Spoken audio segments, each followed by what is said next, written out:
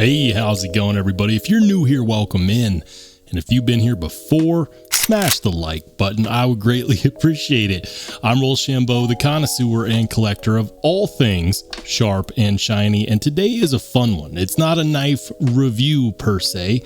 It's more of a PSA, more of a public announcement, because we are nearing the deadline to the EDC Mod Mayhem competition. And if you're wondering what that is, that is a friendly competition that myself and then, of course, my friends Knife Dope and Duty's Daggers have officially opened up to the public. And we've done a couple iterations of this competition so far. And I wanted to go over my two submissions for this competition specifically, which is what I'm calling the Unicorn Shaman, and then my Purple Haze Para 3. And I'm going to get into that, but I wanted to give you a little background on why I'm doing this and what it means to me as an enthusiast, as a collector, as someone that just generally enjoys knives. And I'll start off by giving you the history of how this all started. So initially it started when myself and Knife Dope ended up buying the same knife. We bought the Blade Ops exclusive Spyderco PM2 in LMAX with the Emerson Wave. Now this is a funky looking blade shape that a lot of people look at and they go, no, hell no, absolutely not. That is crazy. What is that, a bottle opener there on the top? Well, for those of you who didn't know, this is the Emerson edition, and Emerson is known for their waves. He's known for that because this knife essentially will deploy just by pulling it out of your pocket. It'll catch on the lip of your jeans and it'll deploy, and that makes it very tactical. It makes it, you know, tactical, and some people don't like that. I love it. It's actually really fun to use, and it's also nice to just have the knife deploy when you pull it out of your pocket. Then again, it does scare small children, but in a pinch you could also use this as a bottle opener. So ipso facto, it kind of weighs itself out. Personally, I've come to really love and enjoy Spyderco designs. Even if they're not traditionally pretty, they're extremely highly functional, and that in itself is gorgeous to me. Anyways, this was my entry. We just had a live stream on Duty's Daggers Blade Cartel live stream, and he put up his build against this build, and this build won the popular opinion. I mean, it wasn't anything super official. We just asked the crowd, and he counted the votes in the chat. You know, it was very low key, and that was fun. And, you know, we said, well, let's do it again. And so some months later, we ended up doing one, the three of us this time, not just me and Knife Dope, but Duty's Daggers, myself, and Knife Dope. And we decided to do one on the Manix 2. And this was my submission for that one. And, man, I still love this build. This is what I called the Alien Boss build. And I had Metin Boss scales, which are the blue frag alien titanium handle scales with the gray titanium frag alien pattern milled clip, the blue topographical lanyard plug, and then of course satin titanium hardware from Rock Scale Design. All of these knives, by the way, guys, are 100% American made. From the screws to the clip to the blade, everything is American made, and it just takes these knives to the next level. Sadly, despite all of the effort that I put into this one, this one got second place. So Duty's Daggers won that one. I thought this one was the best build, but I mean, that's the kind of confidence you're going to have if you're going to display, you know, your personal preferences live for people to vote on. I still love this, and I have absolutely no regrets in how I did this build, because every single day, this is a knife that competes for dominance in my pocket, and I love it. If there's one thing that I might add to it moving forward, I'll probably do a ball cage at some point. I've been hesitant because doing so would take this from being 100% American made, because so far the only ball cages that I can find for the Manix 2 are Flightanium, and those are made in China. So that's kind of been a little bit of internal turmoil. Not that there's anything wrong with the Flightanium titanium ball cage made in China, but if I do install that, it takes it from being 100% American made to being 99% American made.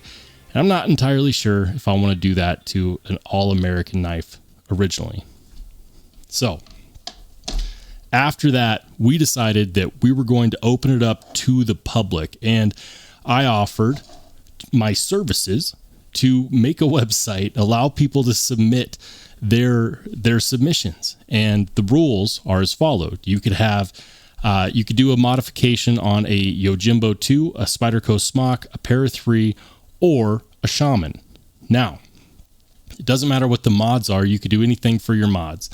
You could have custom work done. You could have regrinds. You could have reblades. You could use an existing build that you've already done on an existing knife. And I essentially use this to get another Spyderco Shaman and also to update my Spyderco Para 3. And I'm going to talk at length about this one, so I'll save this one for last.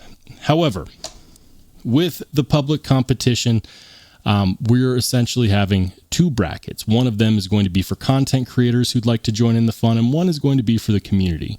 Now, I mentioned that I'm not necessarily doing this for any other reason other than the pure joy that comes from modifying a knife. If I could inspire just one person to take their stock Spyderco and add something that makes it more personal to them, add a little bit of touch of their vision to their knife, it's worth it. Because when you do that, you take something that everybody else has and you make it a little bit more personal to you. Even if you're taking a set of scales that is mass produced, and I say mass produced like this is a big market, but I'm sure there are other people that have these exact same scales. How many? Not many, but those are also people that, agree with me on the look and feel of these scales. That's okay, but it's part of my vision. Are they going to have the same lanyard plug? Are they going to have the same pocket clip or the same blade? I don't know. And honestly, I don't care, because at the end of the day, I really enjoy knives that I modify, and that is part of my vision. You're taking something that absolutely everybody gets when they order one, and you're making it a little bit more personal to you. And that joy is what initially sparked my entry into the knife enthusiast community and making this channel. So that's why it's important to me.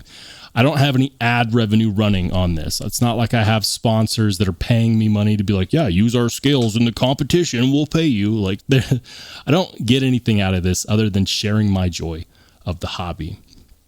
However, for specifically the community bracket, we are going to be gifting knives to the winner of the community submission bracket. For those who are content creators who are submitting under a content creator, you'll get some extra views, some extra eyeballs on your channel. Other than that, it's just for fun. We should be doing this kind of thing, sharing our joy of the hobby in general. I shouldn't have to pay another content creator to join this competition. It's just for bragging rights, for getting more eyeballs on your channel, and also for getting your name out there and showing people a little bit about your personal preferences. I can talk about stock knives all day long, but when you show someone a knife that you modified to your preferences, that tells them a lot about you and actually about the knives that you think are cool. So content creators, I'm sorry, there won't be any gifts or prizes for you. The prize is just having fun and being a part of the community. With that being said, I do need to publish the list of giveaway knives. I'm going to donate a couple to the winner. Knife Dope and Duties Daggers have said that they are also going to send a few to the winner. And then also Rob's Nerdy Knives has been generous enough to put up a knife as well. So that will be released in the coming days. The competition will take place, the counting of the votes, I should say, will take place live on my live stream on July 17th at 8 p.m. Mountain Standard Time. And so if you want to catch that live, make sure that you tune in. It'll be on this channel. And I'm also going to leave a link to the website where I'm housing all the submissions. And I also have the submission form, so you can actually join in if you'd like. And I will link to that in the description. So with all of that out of the way, I've been talking now for 10 minutes. Let's talk about my submissions to the EDC Mod Mayhem competition. I'll start off with the more simple one. This is the Spyderco Shaman, and this is a stock Shaman blade. S30V stonewashed, and I used Barclay CNC Lines of Hezron scales with the fade ano.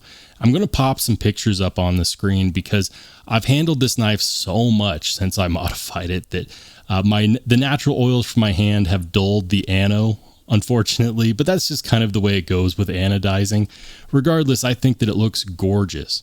The milling lines on the inside of these handle scales is fantastic, and then the chamfering around the edges is next level. Barclay CNC. Wow. Some of the coolest, most well-made scales that I've encountered on a Spyderco so far. And the level of detail just in the chamfering of the edges just spilling over is fantastic. It has a liner delete, so you use the same liner for the lock, obviously. It's a compression lock. And then the clip side is a liner delete. There's no liner in there. Instead, we have a little bit of milling. Other than that, it's just a singular liner, which is cool. Aside from those scales, I also used a Rips Garage Tech 3D milled Shaman clip. It's a titanium clip. And so this knife is 100% made here in the USA. And that's it. I kept the stock and trade Shaman backspacers. A cool little factoid for those of you who don't know about Spyderco Shamans, but they are one of the few American-made Spydercos that actually come with a backspacer. I think there might only be 2, maybe 3. Only 2 that I know of right now are the Shaman and the Bodacious, which is really just, a Shaman 2.0. But that backspacer is also made out of the same steel that the blade is. So if you get an exclusive made in a different steel, your backspacer will come in the same finish as the blade and the same blade steel for the backspacer, which is pretty cool. So I considered doing what everybody else did and going and getting a Metin Boss backspacer that goes all the way up here that looks sweet. But when I looked at how well it fit, not only the chamfering on the scales, but also the fact that it was a nod to the blade steel, which is an excellent blade steel. It's S30V. It's a Chris Reeve blade steel. And Spyderco does a fantastic job on it. When I looked at just how well it matched the edges of these scales, I couldn't do it. I couldn't bring myself to do the backspacer. I had the backspacer in the shopping cart, and I said, why? Why go the extra length to modify something that does not need to be modified? When I modify a knife, I don't do it to the max just for the sake of spending money and saying, oh yeah, I did every single possible thing that I could. My preference is to keep a clean aesthetic that matches with my personal preferences. And I think that keeping the stock backspacer is a key difference in the importance of the little things that make the Shaman such a great knife. I've been carrying this a whole lot. I absolutely love it. This is the Unicorn Shaman. And if you haven't checked out Barclay CNC yet, make sure you do so, because they also have scales for the Para 3. They also have scales for the Paramilitary 2. And honestly, I'm not entirely sure if they're willing to do scales for other knives or what kind of custom work they're capable of, but they're pretty cool. And if you haven't heard of Barclay CNC before, I will link to their website down below because you've got to check them out. Their work is some of the best that I've encountered. Speaking of some of the best work that I've encountered, this is my Spyderco Para 3. Now, this is one of my first Spyderco purchases. I want to say it was actually the second Spyderco I ever purchased. And this knife might actually be familiar to you because it used to have these scales on it from DNA lasering. Now, these are the first scales that I put on there. And don't get me wrong, guys, I love these scales. I love them so much. They are a reflection of how crazy my mind was going entering into the enthusiast world of being a knife collector. And DNA lasering is based out of the Pacific Northwest. What they do is they take Flytanium scales, which are made in China, and then they do their lasering and engraving here, and they do phenomenal work. And these scales reflect, where my preferences were at the time. And these scales reflect how my preferences have changed over time. These are great, but they are essentially USA engraved, but the titanium is made in China. Flytanium does a great job, by the way. But when there are so many great American-made knife modding companies out there, I find it hard to take something made in China and put it on what is originally an American-made knife. It's not that I feel like it cheapens it. I feel like it takes away from the soul of the knife for me. So I don't hold it against anybody else. If anyone else has Flytanium scales, they look great. Do you, as long as you like it. That's what matters. That's why you mod a knife, not so that you can win the approval of anyone else. Believe it or not, I did not mod this specifically to win the competition. I used the competition as a reasoning to get what I wanted out of this knife. And I'm going to throw up some pictures because I don't think that the lighting and the camera is really doing this justice. Here's what we have on this one. And this is where I kind of went all out for this submission. I used it as an opportunity to really reflect my new preferences and how I've matured in those preferences in knife collecting. So we'll start off with the big one. These are the Hexi scales from Rock Scale Design. To take it up a notch, Rock Scale Design will take custom orders. And on this one, I had him do the milling lines for the Hexi scales in a purple ano, and then brushed satin flats for the rest of the scales. If you go to their website, you can't just order this. You actually have to request it special made. You can do that though, and you can do that with their other scales as well. If you order some regular scales from them, they will come like this, which is great. It's kind of an aluminum blast, and that aluminum blast is a finish that works very well. Next, I did the titanium rock scale geared backspacer, and then a deep carry MXG pocket clip, because I think they're just so great on these Spyderco Pair of 3s. It's a perfect mix. It's a perfect match. The hardware is also titanium purple ano rock scale hardware. And that's it, guys. That's the build. This one is it's so good. I love the motif. I love the design. I love the look.